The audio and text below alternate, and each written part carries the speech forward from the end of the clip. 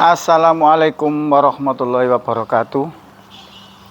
Jumpa lagi di channel kami, Danis Putra Arsitek. Channel yang ingin selalu berbagi cerita, berbagi pengalaman, berbagi pengetahuan, dan berbagi solusi tentang cara-cara menangani toko bahan bangunan yang simple, yang praktis, dan yang menyenangkan. Pagi ini saya akan membahas tentang pembahasan dari teman-teman grup sharing solusi kemarin malam, tentang ada toko bahan bangunan yang sudah berjalan bertahun-tahun. Ternyata si pemiliknya yang biasanya pegang itu meninggal dunia. Setelah itu istri dan anak-anaknya tidak bisa melanjutkan. Kurang tahu alasannya, apa tidak bisa melanjutkan, apa tidak mau melanjutkan. Nah, itu dibahas dalam topik itu. Kelihatannya ramai, saling tukar pendapat, saling tukar motivasi, saling tukar pengalaman. Akhirnya saya sendiri juga punya analisa dan punya pendapat. Pendapat itu saya tuangkan di dalam forum itu. Dan ya, namanya pendapat, bisa diterima, bisa tidak, bisa dipakai, juga bisa tidak dipakai. Relatif yang mau menerima. Untuk penerus atau untuk generasi penerus untuk pemilik toko bahan bangunan, itu sebenarnya banyak alasan kalau memang dia tidak mau melanjutkan usaha dari orang tuanya. Banyak alasan, teman-teman. Tidak bisa tidak bisa disalahkan kalau anaknya atau istrinya tidak mau melanjutkan usaha itu. Ada alasannya, dia tidak mau melanjutkan karena sudah mempunyai pekerjaan yang lebih menjanjikan daripada toko bahan bangunan. Karena mungkin usaha orang tuanya itu usaha toko bahan bangunan, terus dia sendiri juga punya usaha yang lain. Entah jadi kontraktor yang tidak terikat waktu, entah menjadi dokter yang hasilnya lebih banyak, entah menjadi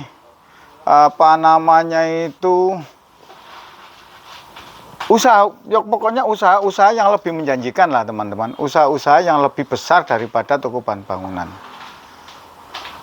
Tapi kalau memang dia tidak punya usaha yang lain, atau tidak punya usaha-usaha yang lebih menjanjikan daripada toko bahan bangunan, itu juga mungkin alasannya ada saja. Alasan untuk tidak bisa melanjutkan itu juga bisa ada saja. Karena apa? Karena mungkin waktu pengelolaan toko itu si bapaknya itu tidak pernah melibatkan istrinya, tidak pernah melibatkan anaknya, tidak pernah memotivasi anaknya bahwa toko bahan bangunan itu hasilnya segini, hasilnya itu tidak kurang dari pegawai negeri, hasilnya itu tidak kurang dari dokter, hasilnya itu tidak kurang daripada seorang yang ikut orang meskipun itu menjadi direktur. Kita bisa mengambil contoh dari teman-teman kita di grup. Mas Fian itu umurnya masih 19 tahun. Modalnya juga nggak banyak. Katakan sekarang aset katanya sih, kalau cerita saya itu sekitar antara 150 juta. Dari 50 juta sudah berkembang menjadi 150 juta. Tiap hari kadang-kadang dia nge-share hasilnya itu kadang-kadang penghasilan per hari kadang-kadang 1 juta, kadang-kadang 1.500.000. Itu kan sudah lumayan teman-teman. Kalau saya mengatakan sih sudah bersyukur daripada kita menjadi pegawai perusahaan yang gajinya masih UMR untuk usia seperti itu, usia seperti itu, atau masih pemula dan ijazahnya masih SMA. Kecuali kalau sudah menjadi direktur memang sudah ada bayarannya agak besar, terus apa namanya itu, jaminan-jaminannya atau insentifnya sudah besar. Nah, dari hal itu saya bisa menganalisa. Yang ketiga, mungkin dia memang tidak tahu sama sekali dan tidak mau dari awal. Nah, teman-teman, kalau itu terjadi kepada kita itu bagaimana? Kalau itu terjadi kepada kita, ya sebelum itu terjadi, kita harus memberikan bimbingan atau motivasi-motivasi kepada anak kita. Kita juga tidak memaksa, teman-teman. Tidak memaksa untuk anak kita itu mengikuti jejak kita. Tapi kalau memang dia punya usaha yang lebih besar dan dia punya usaha yang lebih bagus. Tapi kalau terpaksa sekali dan tidak punya usaha, terus dia daripada nganggur atau seneng nganggur, tidak ingin melanjutkan usaha orang tuanya, ya lebih baik dari awal gini kita bina, teman-teman. Kita tunjukkan kalau kita punya toko bahan pangan itu hasilnya seperti ini. Terus hasilnya segini. Kalau memang kamu mau bersyukur, insya Allah cukup lah. Ini untuk membesarkan kamu semua dari toko ini. Setelah itu yang paling penting menurut saya itu adalah sistem yang sudah ada di toko. Kalau sistem itu sudah berjalan, teman-teman, sistem itu sudah berjalan di toko itu, catatan-catatannya itu sudah jelas, catatan utang piutang, catatan penghasilan harian, catatan supplier, catatan harga barang. Itu kalau sudah jelas, teman-teman, di toko itu kalau sudah pakai sistem, siapapun yang pegang nyaman-nyaman saja, siapapun yang pegang jalan-jalan saja, karena sudah tersistem. Lain halnya kalau toko itu manual, otaknya toko hanya ada di satu orang, otaknya toko itu hanya ada di satu orang. Lah kalau orang itu meninggal sewaktu-waktu, wong umur itu nggak mesti, teman-teman. Saya seperti ini nanti diambil oleh Allah juga nggak tahu. Kalau umur itu dipanggil sewaktu-waktu, sedangkan catatan-catatan sudah tidak ada. Ada yang kemarin bilang, Pak, diwariskan kepada anaknya sautang-utangi. Ya kalau memang ada catatannya nggak masalah, teman-teman. Sebesar apa sih utangnya toko itu? Kalau memang tokonya itu sudah berjalan dan toko itu sehat, saya yakin lebih besar asetnya daripada utangnya. Nggak mungkin lah toko itu sampai lebih besar utangnya itu. Nggak mungkin. Itu kalau memang sehat, teman-teman. Ya, makanya saya kemarin tuh, ya yang penting itu pakai sistem itu dipakai.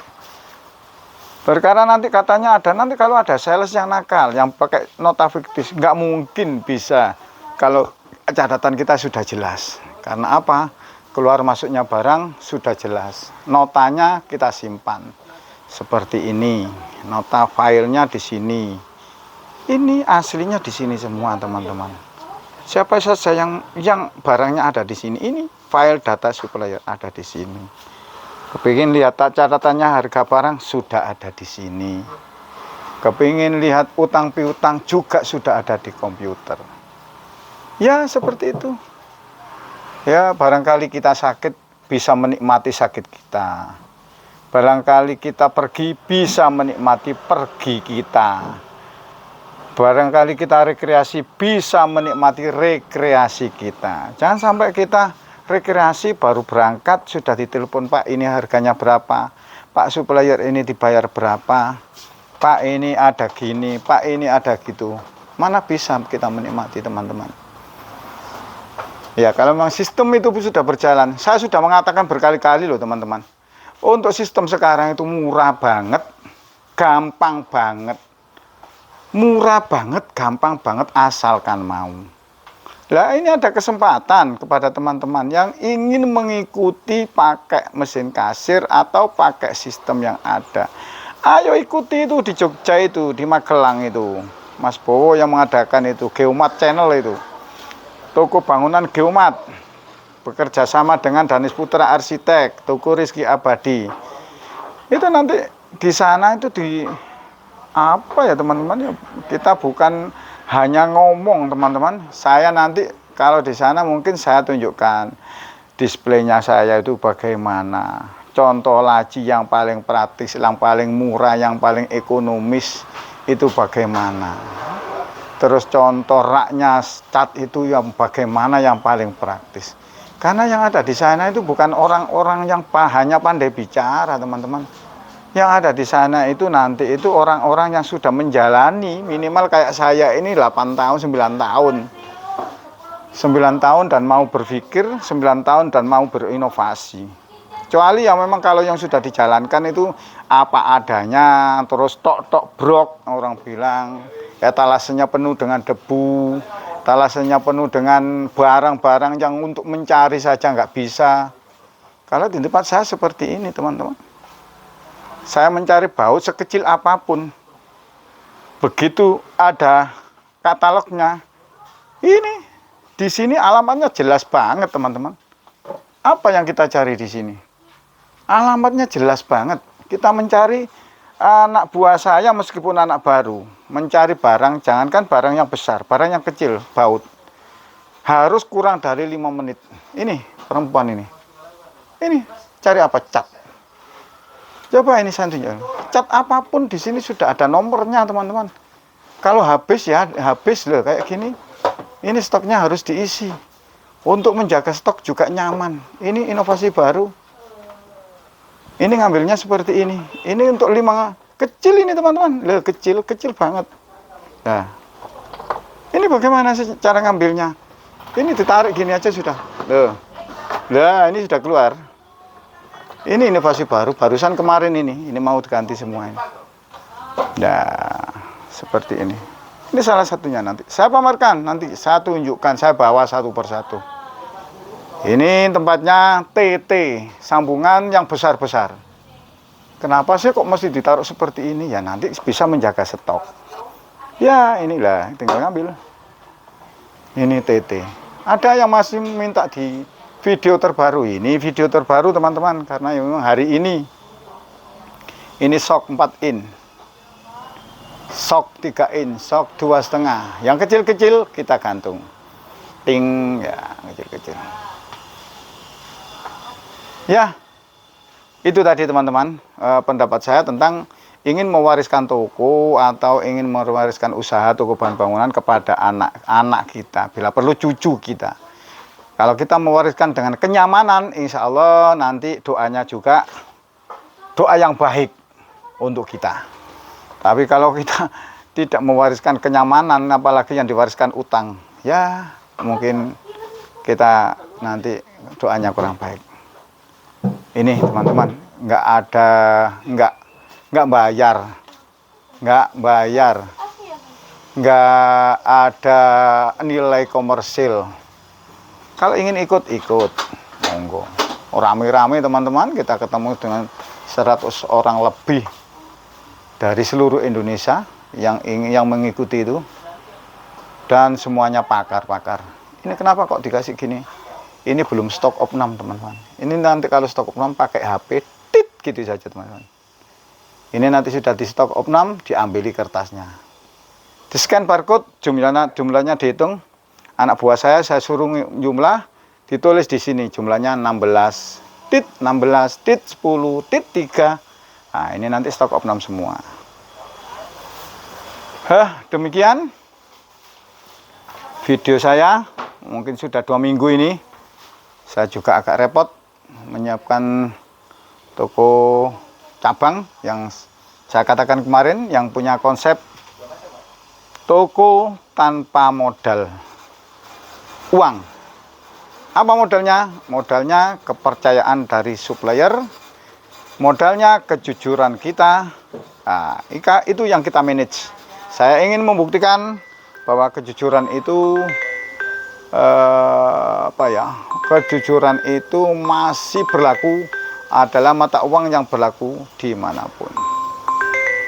Demikian, teman-teman,